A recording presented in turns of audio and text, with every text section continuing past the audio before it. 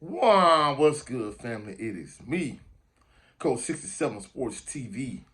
Shout out to the awesome and amazing LDBC, Lions Den Broadcasting Community. Shout out to the Louisiana All American Sports Network. And shout out to the greatest university in the world, the Southern University, home of the mighty Jaguars.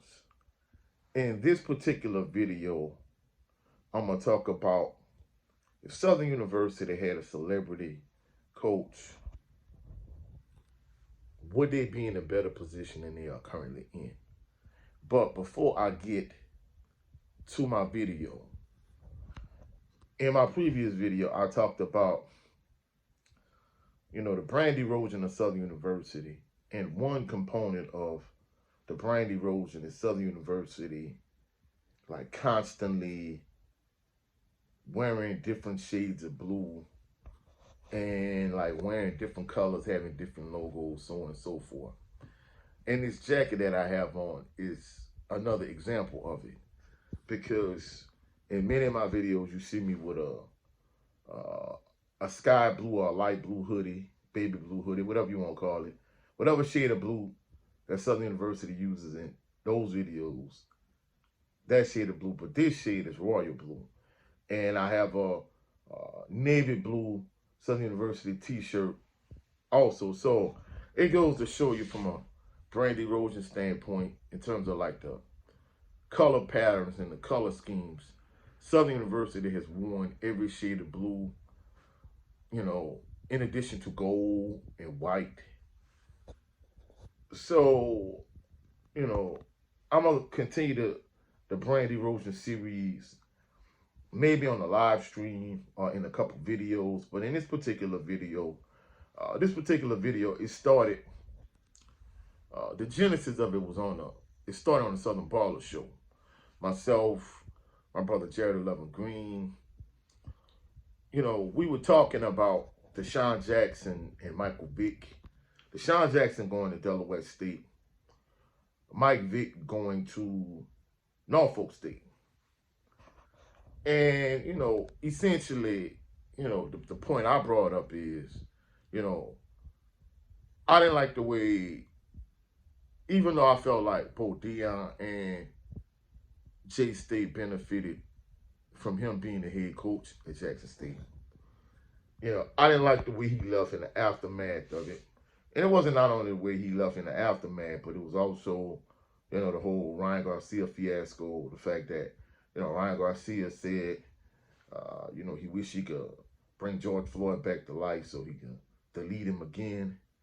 And you got this dude in your locker room in Colorado, around you and around your players, in the aftermath of him, beating one of my favorite fighters that rock with the LDBC, Devin the Dream Haney. And, hey, my Jesus did it. Our Jesus did it. I'm like, bro, you'll do anything like for a photo op, just I didn't want to get into it. All right. But anyway, despite all of that, he left Jackson State in a much better state than he found him in. And we talked about this on the Southern Baller Show from the perspective of, a lot of these guys, they wouldn't be able to get a head coaching job unless they took an HBCU head coaching job. I mean, when I say head coach job, I'm not talking about like, hey, not being able to get like a high school head coaching job. I'm talking about like right off the bat, without no coaching experience, you wouldn't be able to get a head coaching job in the NFL without no previous head coaching experience, and you wouldn't be able to get a job at a Power 5 without previous head coaching experience. And, my brother Big Joe Townsend, Town Business, he was basically saying like, y'all bringing up a valid point, but it's not as if like they knocking on these HBCU doors and that's the only job that they have access and disposal to. He was saying a lot of these guys like Mike Vick, like Desean Jackson, whoever the case may be, if they wanted, they could be assistant coaches in the NFL. And he was saying There are guys that play in the NFL. There's assistant coaches in the NFL. If they wanted to be, they could also be assistant coaches in the NFL. And somebody from these HBCUs approached Deion Sanders and Desean Jackson and Michael Vick. Even though Deion Sanders' situation, it played out the way it did, even if you look at Eddie George, Eddie George is still doing a good job at Tennessee State. So, those are two opposite sides of the same coin in terms of, Eddie George, he's still at Tennessee State. He's doing a good job. Whereas Deion Sanders, he left for greener pastures to go to Colorado. And he, talked about Jacktown and Jackson State and the whole nine on his way out the door, as opposed to just saying, hey, I'm leaving for a better opportunity in greener pastures. I would have respected it had he just done it that way. But even with that being said,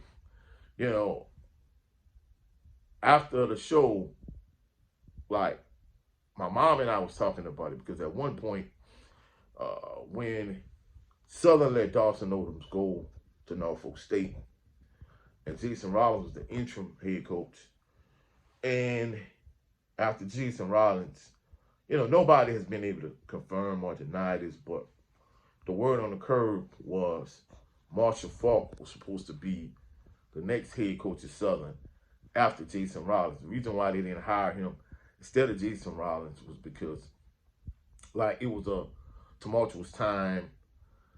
Southern just had finished playing not the fall, but the spring after COVID. And they wasn't really going to be able to get anybody in at that particular time. So they felt like they had a senior-heavy team that could potentially win the championship. So we're going to give Jason Rollins a shot. And if it doesn't work out, then we're going to pivot to Marshall Faulk. However, Marshall Faulk had the NFL Network scandal. And that's what allowed them, and basically them saying, hey, he's too hot. We're not going to touch him. So they ended up pivoting, and they ended up going towards Eric Dooley, which was a way worse mistake than many individuals thought it would be. I was never sold on Eric Dooley, but that's neither here nor there. But the point I'm trying to make is, my mom and I, after the Southern Baller show, we were talking, and, she was saying that she felt like if Southern had hired Marshall Faulk, then she felt like Marshall Faulk being the head coach of Southern, it would have had the same effect as the Coach Prime effect. And I told her, it's not that simple. You just can't hire an NFL Hall of Famer and have him come to your school, hire him, and that's going to make every crooked play straight and every rough pass smooth. There's a lot. First of all, a lot of these guys that play in the NFL, and Joe Townsend brought this up too, he was saying, maybe they're not friends, but he knows Jerry Rice on a certain level, and he knows that at this stage in his life, Jerry Rice will not want to come back to either be in Mississippi and be the head coach in Mississippi Valley. But even if he did, let's be truthful, even hiring Jerry Rice as the head coach of Mississippi Valley would not solve all the problems that Mississippi Valley has.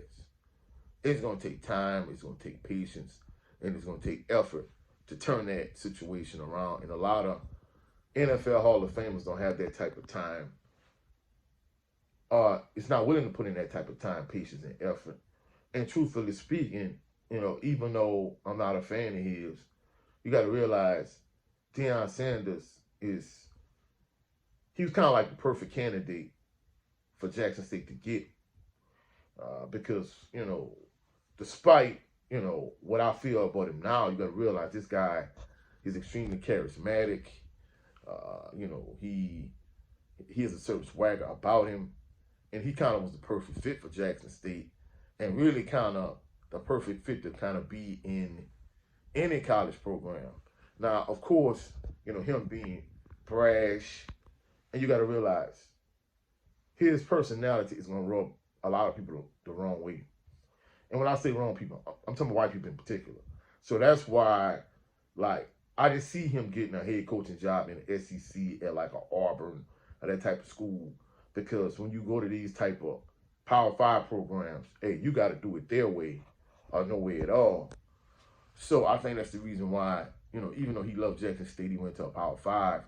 I think Colorado would have been a better fit than him, better fit for him than some of these other Power 5 PWI schools.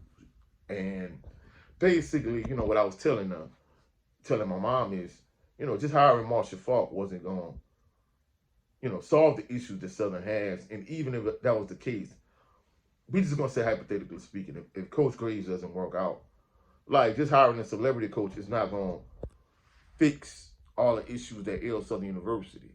Like I said, it's going to take energy, time, and effort.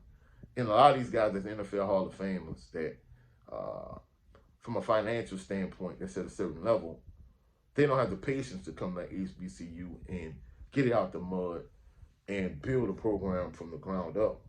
And I think for Southern University, they probably have competitive advantages that other schools, other HBCUs, like maybe like a Mississippi Valley State, don't have at their disposal.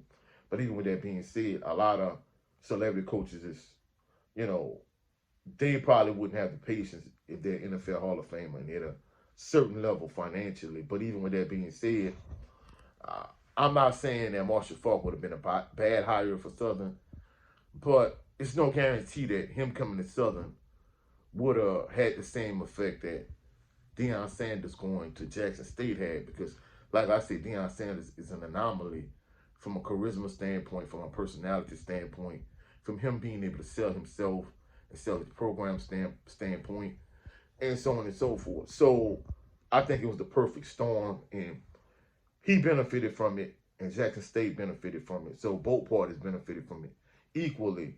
Whereas if Southern hired Marshall Faulk, which was a rumor at the time, I'm not sure that it would have had the same type of impact that Jackson State hiring Deion Sanders had. But that's it for this video. If you agree or disagree, just put it in the comment section. Hopefully you found value in this video. If you've done so, please like the video, share the video, comment in the comment section, subscribe to the channel. Also, click the notification bell so you could be alerted anytime I post any new videos. Also, go check out my brother Jared 11 Green on his channel. Every Sunday we do this football show called Southern Baller Show. Come check it out. Also, go check out my brother Brent Fox on his channel, where his show is just me starring Brent Fox. And go check out my other brother, 7A Sports TV. He has 2 channels. His primary channel is 7A Sports TV. His backup channel is called The No 304 Show.